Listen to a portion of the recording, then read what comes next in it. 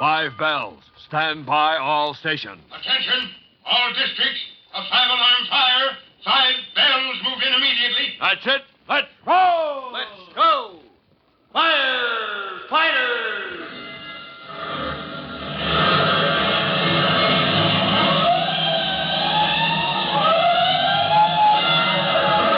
Presenting Firefighters, the true-to-life story of our unsung heroes who stand ready to ride by day or night against our most murderous enemy, the demon of fire.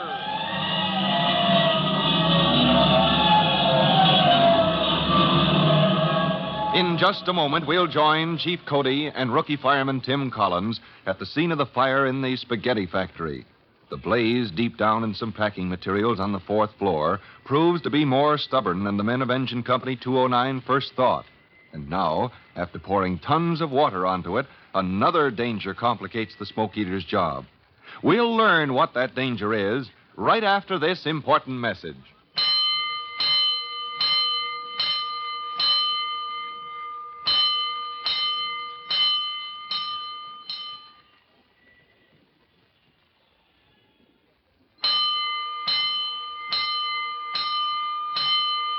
Let's go, firefighters.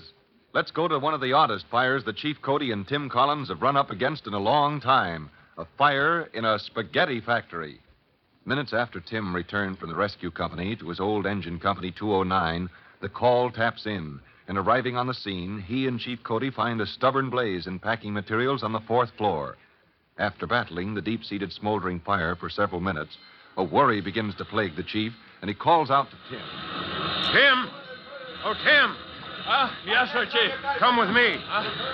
Want to make an inspection of the floors below. I just got a worrisome hunch. Yes, sir.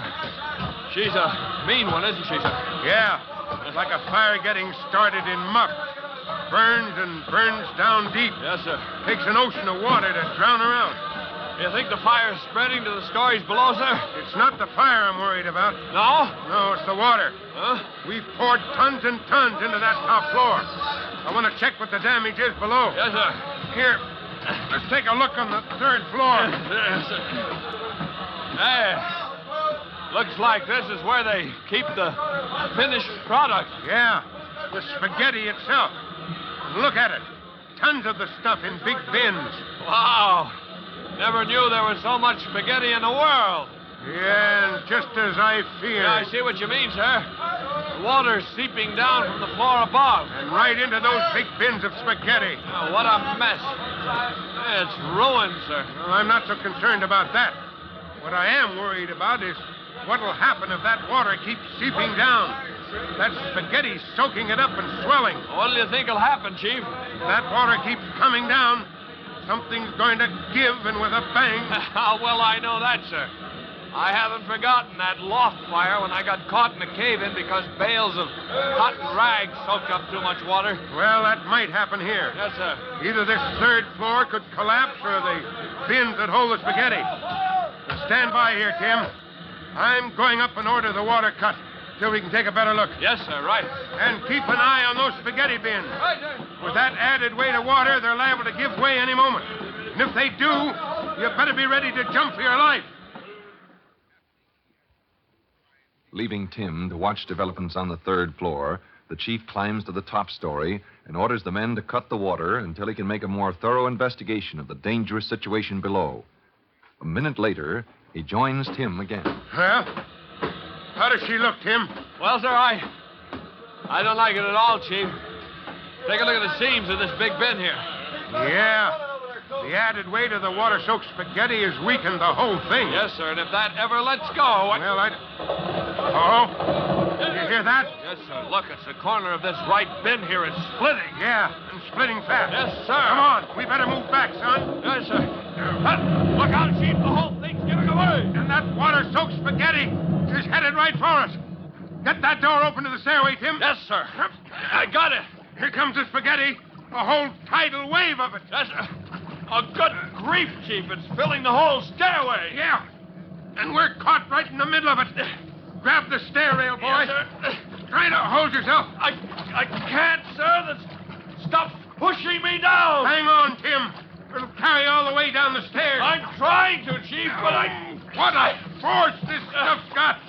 Like getting caught in an ocean surf. Slippier than an ocean of seals. Here comes another wave of the stuff. Yes, sir. It's got us, Chief, I'm afraid. We're going down. I'm afraid we are. Keep your head clear. We'll ride it out. Tons and tons of soft spaghetti on the rampage, and the Chief and Tim caught in the middle of it. Like a great ocean wave, the spaghetti from the bursted bins rolls out of the third floor and down the stairs, carrying the firemen with it. They do their best to stand their ground, but the force of the avalanche is too great and sweeps them head over heels down the stairs. A moment later, the runaway spaghetti reaches the ground level, and with a great slithering roar, forces open the big double doors and flows on unchecked down the street. But where is Chief and Tim while all this is happening? Well, there's something there in the gutter, outside the spaghetti factory. 2 blue figures, in fact, and one has just begun to move. Oh, Chief. Chief, where are you? I'm here. Here, Tim. You all right? Yes, sir. I guess so. What happened, sir? It seems we've just had a ride to the street on a spaghetti express. Oh, boy, did we ever. Well, thank heavens it was soft. Otherwise, we'd be sorer than we are. Oh, look at that uniform covered with spaghetti. Yes, sir. And look, sir, at the stuff going down the street. Yeah, going right down the hill toward River Street. Oh, what a mess. Yeah. I like food, and I get pretty excited about certain dishes. But I must say this is the first time I've been carried away by spaghetti. Oh, dear. Well, what now, sir? What about the other boys up on the top floor? Yeah, let's take a look.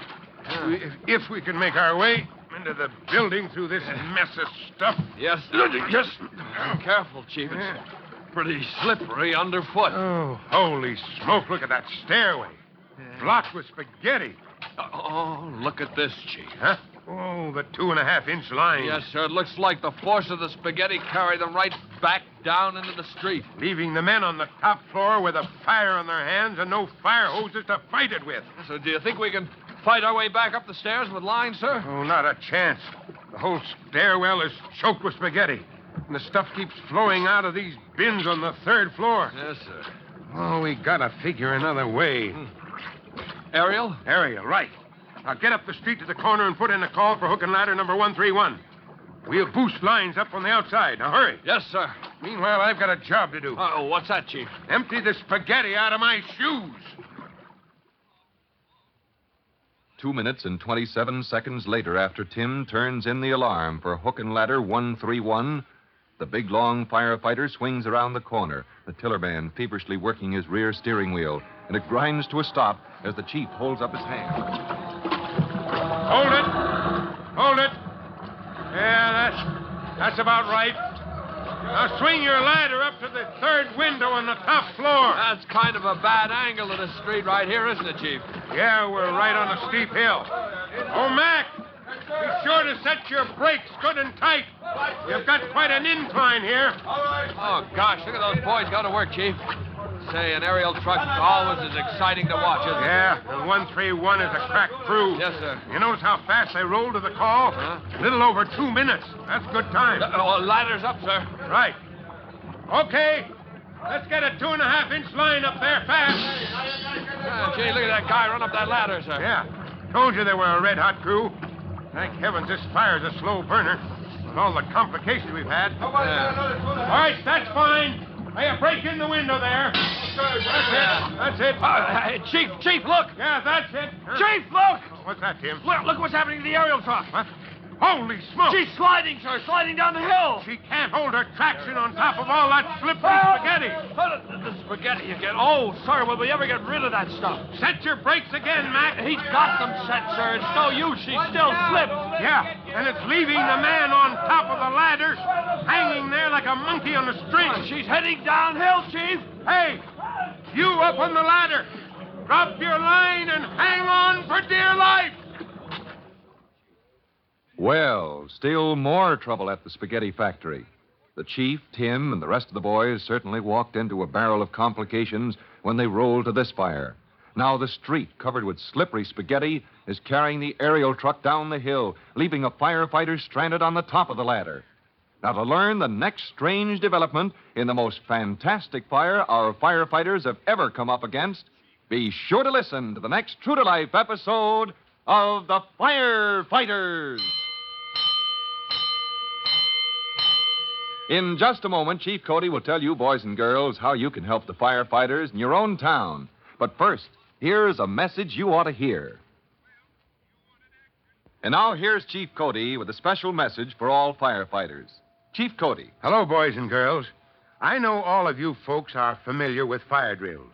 You have them regularly at school. They teach you how to quickly and safely leave the building in case of fire. Now, let me ask you this. Have you ever had a fire drill in your own home? Probably not. Although it's just as important to know what to do in case of fire in your home and how to get out of the building as it is to know these things about your school.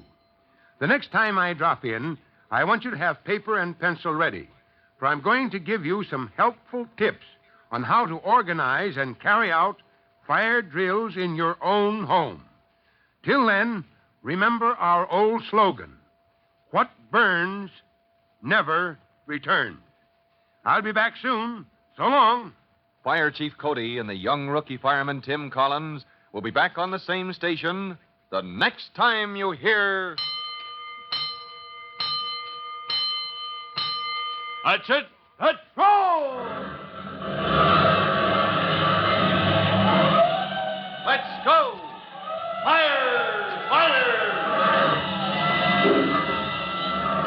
Firefighters is a copyrighted feature of William F. Holland Productions.